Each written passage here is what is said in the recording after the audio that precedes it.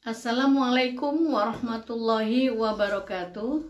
Saya Khadijah Makarim. Teman-teman sekalian, pada kali ini saya ingin membantu teman-teman yang bingung untuk melakukan proses penelitian di saat pandemi COVID-19. Video ini saya beri judul Bimbingan Skripsi Saat Pandemi COVID-19. Nah, di dalam proses bimbingan skripsi pada kondisi yang normal biasanya kita akan tatap muka dengan pembimbing. Ada yang 2 pembimbingnya, pembimbing 1 dan pembimbing 2, ada yang 1 pembimbingnya untuk S1 ya. Mungkin kalau untuk S2 dan S3 pembimbingnya bisa 3 ya. Nah, pada saat seperti ini kita tetap akan melaksanakan proses bimbingan itu, tetapi tentu metodenya berbeda. Kalau misalnya di dalam proses bimbingan seperti biasa, itu kan ketemu langsung ya, tatap muka ya, komunikasinya langsung. Tapi meskipun begitu, dalam proses komunikasinya nanti di dalam koreksi draft skripsimu itu ada 2 metode. Nah, bagaimana sekarang pada saat kondisi bimbingannya lewat online misalnya? Mari kita lihat sekarang, metode yang digunakan oleh dosen tetap sama, yaitu metode direktif dan non-direktif. Ada teman-teman yang menulis di kolom komen misalnya, Bu, ini gimana ya, saya kok udah mengirim email, kemudian ketika dijawab, hanya dijawab dengan lanjutkan. Lanjutkan itu ada mahasiswa yang menerimanya dengan positif, ya sudah lanjutkan aja pekerjaannya. Tapi ada juga mahasiswa yang menganggap itu buat dia adalah sesuatu yang tidak diharapkan, inginnya ada koreksi misalnya. Nah, berarti kalau kamu ketemu dosen yang seperti itu, berarti dosennya menggunakan metode non-direktif. Jadi langsung aja. Kalau kamu merasa ada hal-hal yang harus diperbaiki, ya perbaiki sendiri. Nah, kita lihat sekarang bagaimana ciri dari keduanya ya. Metode direktif itu adalah biasanya dosen setelah membaca misalnya lewat email langsung mengoreksi apa yang harus diperbaiki, bagian bagaimana yang harus diperbaiki, kesalahan apa ditunjukkan dan sebagainya. Langsung diberitahu mana yang salah dan bagaimana cara memperbaikinya. Itu berarti dosenmu menggunakan metode direktif. Nah, bagaimana yang non-direktif? Nah, yang non-direktif itu biasanya memberikan petunjuk umum. Misalnya, kalau masih proposal, misalnya masih di bab 1, ada komen dari dosennya, latar belakangnya kurang fokus. Udah, kemudian perumusan masalahnya perbaiki. Gitu ya. Kemudian tujuan dan perumusan masalah belum selaras, sudah segitu. Nah, jadi itu udah bagus, itu sudah ditunjukkan bagian-bagian mana yang harus diperbaiki. Cuma bagaimana dan misalnya di bagian yang mana yang kurang fokus, apanya, apa di X-nya, di Y-nya, kamu harus membaca sendiri. Berarti harus kamu mulai membaca secara teliti, berarti dosen itu menggunakan metode non-direktif. Gak jadi masalah, laksanakan aja. Konfirmasikan dengan teori, dengan petunjuk-petunjuk yang kamu punya, buku-buku yang kamu punya, literatur yang kamu punya misalnya. Kemudian ada juga misalnya perbaiki teknik penulisannya, sudah gitu.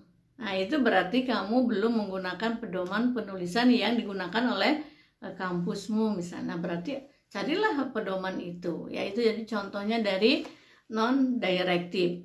Kemudian apa yang harus dilakukan supaya kamu lebih banyak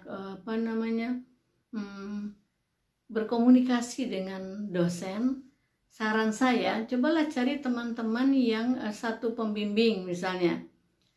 Misalnya kalau ada beberapa orang yang satu pembimbing, ada 5 atau 6, katakanlah sampai 8 orang, buatlah grup ya, WA grup misalnya. Di situ kamu bisa minta izin kepada dosenmu, Pak, Bu, misalnya boleh nggak kalau kami membuat grup WA supaya komunikasi lebih lancar. Nah, itu ya, jadi kalau sudah ada juga dosen yang berinisiatif, tapi kalau dosennya tidak berinisiatif untuk membuat grup WA, kamunya aja yang menawarkan diri atau minta izin. Nggak dijawab nggak apa-apa. Kalau misalnya minta izin, Pak, Bu, saya minta izin untuk membuat grup WA. Tidak dijawab berarti artinya itu boleh ya, masukkan aja. Ya, setelah itu sampaikan, alhamdulillah Pak, Bu, kami sudah punya grup WA untuk berkomunikasi saat bimbingan gitu kan. Kemudian yang berikutnya mungkin ada dosen juga menggunakan yang lain, misalnya bimbingan kelompok. Bisa kelompok kecil, bisa kelompok besar. Bisa menggunakan Zoom, misalnya bisa Google Meet misalnya ya. Jadi terserah menggunakannya apa. Tapi kebanyakan sih melalui WA dan email.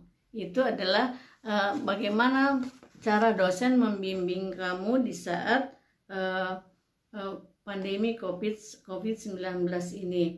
Nah, kemudian yang saya agak bingung itu kepada mahasiswa, kenapa takut gitu untuk berkomunikasi? Kalau misalnya ketika mengirim email kemudian belum direspon, lalu WA lagi, tapi bahasanya jangan bahasa instruksi, bahasanya yang santun ya, komunikatif. WA yang pertama isi pesannya harus berbeda dengan yang kedua, yang ketiga. Jangan itu aja dikirim lagi gitu, bosan juga. Buatlah sesuatu yang berbeda dari pesan yang pertama yang belum direspon, kamu sampaikan lagi dengan pesan yang kedua dengan kalimat yang berbeda misalnya. Kemudian hindari kalau ada pertanyaan dengan menggunakan tanda tanya yang lebih dari satu, tidak perlu. Kalau tanda tanya, Pak, Bu, misalnya, bagaimana draft skripsi saya yang sudah dikirim lewat email? Sudah satu aja tanda tanyanya. Kadang ada mahasiswa sampai 2, 3. Itu menunjukkan kamu gregetan gitu. Kenapa nggak dibaca-baca misalnya? Kenapa nggak dikoreksi-koreksi? Nggak usah, karena itu menunjukkan kurang sopan ya, kurang santun. Jadi cukuplah tanda tanyanya satu saja. Baik teman-teman sekalian, yang paling saya heran itu saat ini kenapa mahasiswa tidak berani menelpon ya. Jadi dulu ketika saya bimbingan belum ada handphone, adanya telepon. Ya menelpon, nggak apa-apa. Jadi kalau kamu sudah kirim lewat email belum direspon, lalu kirim WA juga belum direspon, mungkin sedang sibuk karena dosen juga kan tetap mengajar saat ini ya. Kamu telepon aja, tentu carilah waktu-waktu yang dimana kira-kira dosen itu sedang memungkinkan menerima teleponmu. Jangan pada jam mengajar karena dosen saat ini tetap melaksanakan proses perkuliahannya.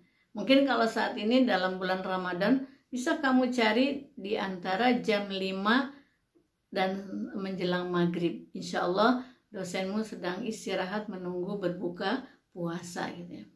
Baik teman-teman sekalian, sekali lagi saya sampaikan bahwa bimbingan skripsi pada saat pandemi COVID-19 ini biasanya dosen lebih banyak menggunakan metode non-direktif. Tidak masalah. Jadi kalau ada dosen yang pakai direktif, alhamdulillah kamu mendapatkan petunjuk-petunjuknya langsung. Tapi kalau menggunakan non-direktif, ya nggak apa-apa karena memang agak sulit kalau di email menggunakan metode direktif. Jadi kamu lagi-lagi saya sarankan harus punya mentor untuk membantu tadi ya, untuk membantu proses penelitianmu lebih lancar. Jadi jangan lupa, nggak usah takut kepada dosen pembimbing untuk terus menghubungi baik lewat email, lewat WA maupun telepon. Telepon gunakan. Jadi selama ini mahasiswa rasanya kok anti menggunakan telepon. Selalu email dan WA, email dan WA. Padahal kalau mengetik WA itu kan repot dosennya. Jadi kalau misalnya kamu ada pertanyaan, sesuatu pertanyaan disampaikan di WA, sedangkan dosennya sedang sibuk, kan mengetiknya repot. Coba kamu telepon, bisa langsung berdiskusi, bisa langsung mendengarkan suaranya, tanya jawab dan sebagainya. Untuk ini tentu ada biaya yang harus kamu siapkan selama proses bimbingan lewat online ya. Apa boleh buat itu adalah suatu dana utama untuk berkomunikasi dengan dosen pembimbingmu. Jadi sekali lagi jangan lupa Jangan takut untuk bertelepon. Minta izin, boleh nggak Pak? Jam berapa Kak saya mulai menelpon? Saya ingin menanyakan tentang ini, dan sebagainya. Jadi jangan hanya menggunakan email saja. Sekali lagi, gunakan semua kemungkinan supaya kamu tetap lancar proses bimbingannya, meskipun kita saat ini berada pada situasi pandemi COVID-19. Terima kasih, mudah-mudahan ini bisa dimanfaatkan oleh teman-teman semua. Jangan lupa subscribe, like, dan komen. Terima kasih atas kebersamaannya. Assalamualaikum warahmatullahi wabarakatuh.